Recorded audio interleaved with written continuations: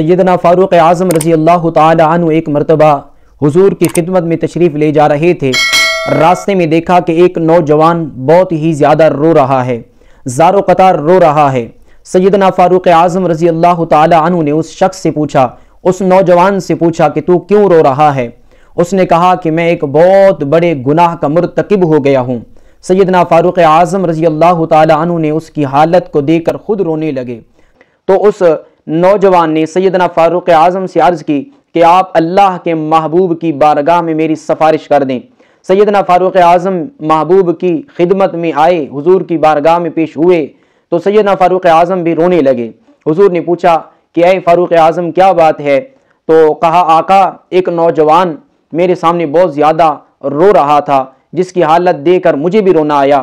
حضور علیہ السلام نے اجازت دے دی۔ وہ نوجوان حضور کی بارگاہ میں آیا اور حضور کے سامنے پھوٹ پھوٹ کر رونے لگا، بہت زیادہ رونے لگا۔ حضور نے مسئلہ پوچھا، کیا بات بنی؟ اس نوجوان نے کہا کہ اے اللہ کے محبوب میں بہت بڑا گناہ کر بیٹھا۔ حضور نے فرمایا کیا اللہ کا عرش بڑا ہے یا تیرا گناہ بڑا ہے؟ وہ نوجوان کہنے لگا یا رسول اللہ میرا گناہ بہت بڑا ہے۔ پھر امام الانبیاء نے فرمایا کیا اللہ کی کرسی بڑی ہے یا تیرا گناہ بڑا ہے؟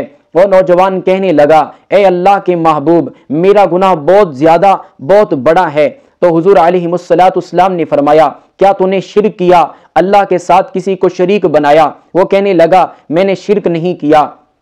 امام الانبیاء نے فرمایا کیا تم نے کسی اللہ کے بندے کو قتل کیا؟ اس نے کہا میں نے کسی کو قتل بھی نہیں کیا۔ تو حضور نے فرمایا پھر کون سا ایسا بڑا گناہ ہے کہ جس کی وجہ سے تو رو رہا ہے، جس کو تو سب سے بڑا گناہ کہہ رہا ہے؟ سب سے بڑا گناہ تو اللہ کے ساتھ، اللہ کی ذات اور اللہ کے صفات میں کسی کو شریک بنانا ہے۔ جس طرح اللہ رب العزت نے فرمایا ان الشرک لظلم عظیم، کہ جو شرک ہے وہ بہت بڑا گناہ ہے، ظلم عظیم ہے۔ لیکن اس نوجوان نے کہا کہ یا رسول اللہ میں کفن چور ہوں اور کئی عرصے سے میں کفن چراتا رہا۔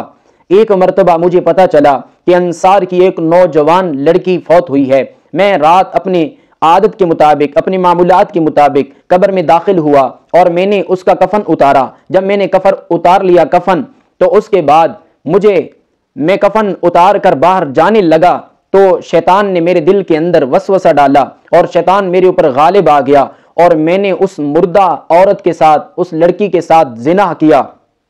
جب میں نے زنا کر لیا تو مجھے یوں محسوس ہوتا تھا جیسے یہ لڑکی بول رہی ہے کہ اے بندہ خدا تو نے مجھے مردوں کے مجمع میں بھی ننگا کر دیا اور تو نے مجھے روز قیامت جنابت کی حالت میں کھڑا ہونے پر مجبور کیا۔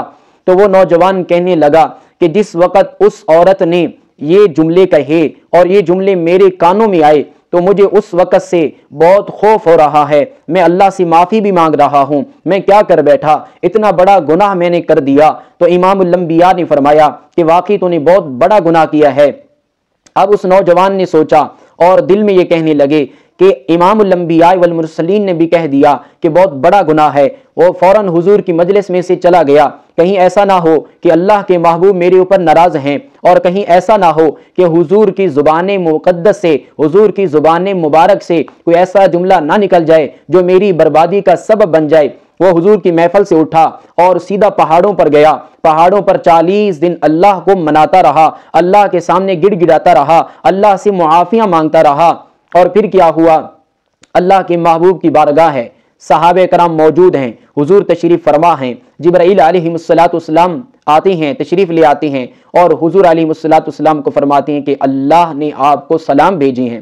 اس کے بعد حضرت جبرائیل علیہ السلام نے سوال کیا اے اللہ کے رسول، اللہ نے آپ سے پوچھا ہے کہ کیا بندوں کو پیدا کرنے والے آپ ہیں یا اللہ ہے؟ حضور نے فرمایا مجھے بھی اور ساری مخلوقات کو پیدا کرنے والے صرف اللہ ہیں، اللہ کی ذات ہے۔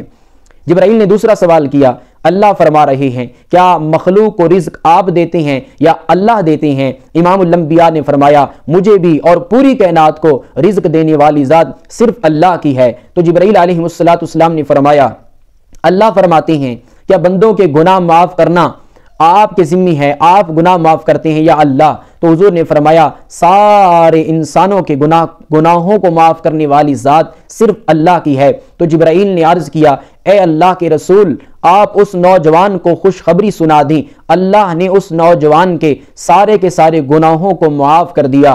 حضور علیہ السلام نے ایک صحابی رسول اپنے ایک صحابی کو بھیجا اور جاؤ اور اس نوجوان کو خوشخبری دو کہ اللہ نے تیرے سارے گناہوں کو معاف کر دیا ہے۔ جب بندہ اللہ کے در پہ آ جاتا ہے اور اللہ کے سامنے رونے لگ جاتا ہے، اللہ کو منانے لگ جاتا ہے، تو پھر اللہ کی رحمت جوش میں آتی ہے، اللہ کی رحمت متوجہ ہوتی ہے۔ تو اسی لیے میرے بھائیوں، ہم اپنے گناہوں سے توبہ کریں اور اللہ کے سامنے روئیں، اللہ کے سامنے گڑ گڑائیں۔